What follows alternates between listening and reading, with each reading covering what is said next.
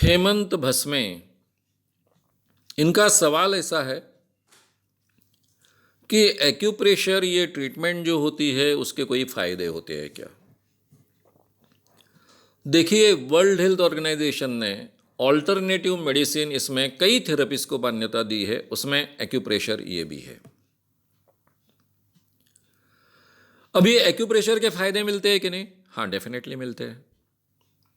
किस हद तक मिलते हैं? सभी चीज़ों के बारे में फ़ायदे मिलते हैं क्या? इसके बारे में चिंता होनी चाहिए। देखिए, फायदे जो होते हैं वो दो तरीके के होते हैं आरोग्य के क्षेत्र में, यानी हेल्थ के क्षेत्र में।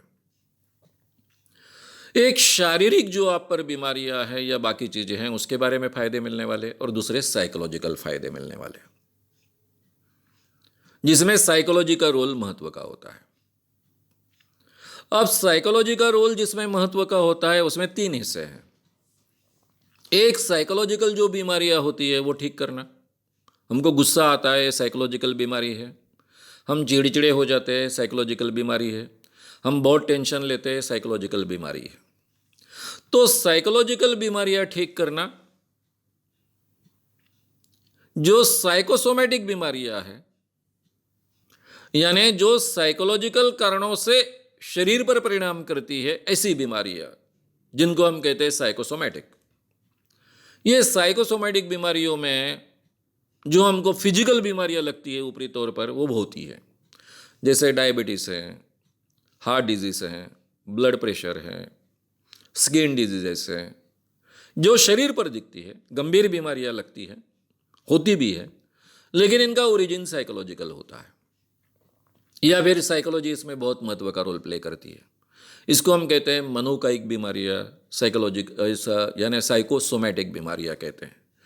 और तीसरा प्रकार होता है प्योरली सोमेटिक बीमारियां, यानी शारीरिक बीमारियां। जैसे रोग होते हैं, टाइफाइड हो गया, हमको टीबी हो गया, या फिर लेप्रेसी हो गई, महारोग हो गया, ये जैसी बीमारियां, ऐसी कई बीमारियां। ये बीमारियों में शारीरिक भाग होता है, लेकिन इसमें भी साइकोलॉजी रोल प्ले करती है, अच्छे ढंग से रोल प्ले करती है। क्योंकि इंसान के जीवन में जो बीमारियां ठीक होती है वो दवाइयों से नहीं ठीक होती है। इंसान के जीवन की सभी बीमारियां ठीक होती है उसके इम्यून सिस्टम के कारण ठीक होती है। इम्यून सिस्टम यानी रोग प्रतिकारक क्षमता, जो हमारे शरीर का अंदर का हिस्सा है, उसके कारण बीमारियां ठीक होती है। फिर मेडिसिन क्या रोल प्ले करता है? जिन कारणों से हमको बीमारियां हुई हैं, जीवाणु के कारण हुई होगी, बैक्टीरियाज के कारण हुई होगी, उनका प्रमाण कम करने का काम ये मेडिसिन करता है। लेकिन बचे खुचे 100% यानी कोई भी बैक्टीरियाज हो, जीवाणु हो, उनको खत्म करने का काम नहीं कर सकता है कोई मेडिसिन। बचे खुचे जो होते हैं उनको खत्म करने का काम, या फिर उनको बंदिश करने का काम, यानी उनको इनइफेक्टिव बनाने का काम, ये हमारी इम्यून सिस्टम करती है। तो हम जिंदा रहते हैं वो इम्यून सिस्टम के कारण, हम रोग मुक्त होते हैं, बीमारी से मुक्त होते हैं, उसके पीछे भी कारण होता है, वो हमारी इम्यून सिस्टम होती है। अब ये सब साइंस मैंने बीमारी के क्षेत्र का आपके सामने रखा। अब एक्यूपंक्चर, इसकी जो थियरी है, जो खास कर चाइनीज़ वगैरह इस वातावरण में डेवलप हुई है, चाइनीज़ बोलिए, जापानीज़ बोलिए, यानी मंगोलियन एरिया जो था उस एरिया में डेवलप हुई, ये मानी जाती है। जहां तक साइकोसोमेटिक बीमारियां हैं, साइकोलॉजिकल बीमारियां हैं, उस क्षेत्र में बड़े पैमाने पर एक्यूप्रेशर के परिणाम मिलते हैं, एक्यूपंक्चर के भी परिणाम मिलते हैं। लेकिन साइकोसोमेटिक बीमारियों के साथ में आपको दवाइयां भी लेनी पड़ती है। 100% केवल साइकोलॉजिकली उनको आप ट्रीट नहीं कर सकते हो। एक बार बीमारी होने के बाद, बीमारी होने के पहले शायद आप उसको बीमारी ना होने दे, इस ढंग से आपके टोटल शारीरिक क्षमता आप डेवलप कर सकते हो। लेकिन एक बार बीमारी हो जाए, आपको डायबिटीज हो जाए, तो जिंदगी भर रहने वाला है, उसका प्रमाण कम किया जा सकता है, बगैर दवाइयों के आप उसको हैंडल कर सकते हो, कोई भी साइकोलॉजिकल मेथड के आधार पर उसको हैंडल कर सकते हो, लेकिन डायबिटीज़ तो रहेगा ही। सेम थिंग है ब्लड प्रेशर की, सेम थिंग है हृदय रोग की यानी हार्ट डिजीज़ की।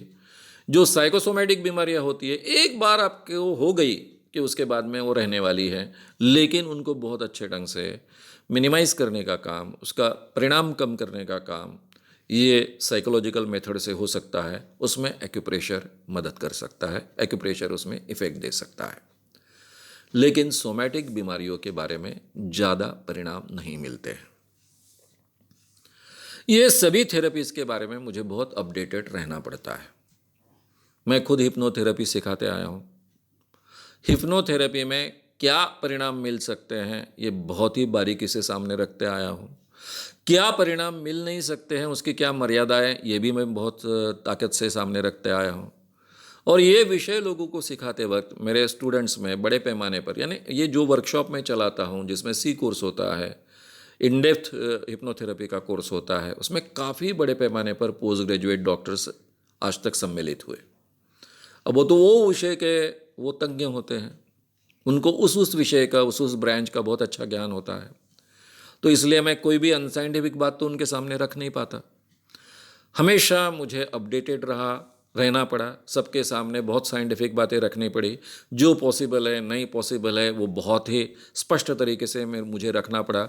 इसलिए मैं बहुत ही इसके बारे में अपडेटेड एक तरफ बना, दूसरी तरफ बहुत एक्यूरेट बना। अगर आपको ये वीडियो पसंद आया हो तो उसे ज़रूर लाइक करें, लोगों में ये अवेयरनेस फैलाने में हमारी मदद करें। वीडियो को ज़रूर शेयर भी करें। तो हमारे YouTube चैनल शाम मानो को विज़िट करें। ऐसे सारे वीडियोस का आनंद लेने के लिए हमारे चैनल को सब्सक्राइब करें। उसके लिए सब्सक्राइब बटन दबाएं। नए वीडियोस का नोटिफिकेशन पाने के लिए बेल आइकन दबाएं।